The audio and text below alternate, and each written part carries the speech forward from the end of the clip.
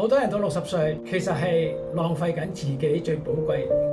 大家都以為最值錢嘅嘢就係錢，但我越嚟越覺得並唔係咁。真正最值錢、最寶貴嘅就係我哋嘅經驗。嚟到呢一年紀，好多人其實乜都有，做生意揾個大錢，帶團隊亦都揾個大錢，亦都係見過世面，經歷過大大小小嘅事情。但係好奇怪，好多人偏偏喺呢個時間咧停低躺平。佢哋唔係冇能力，唔係冇經驗，背後原因其實好實在。大家都唔想以個人自己去承受風險，承受所有嘅壓力。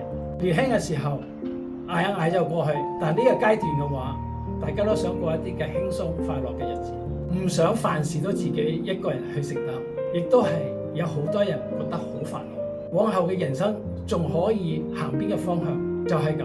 一生寶貴嘅經驗白白埋葬咗，我覺得真係好可惜。成日有人問我，人生下半場仲可以做到乜？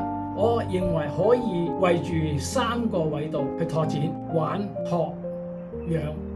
下半場唔係一個人去自己硬闖，我哋去揾一班人理念相近嘅人一齊去合作，先至有意思。有人好識做生意啦，有人好熟悉產品啦，有人精通技術啦，大家都將經驗匯埋一齊，自然會創造更多嘅可能性，更多嘅新嘅機會。所以我選擇一個平台，聚埋一班志同道合嘅朋友，一齊去探索人生下半場。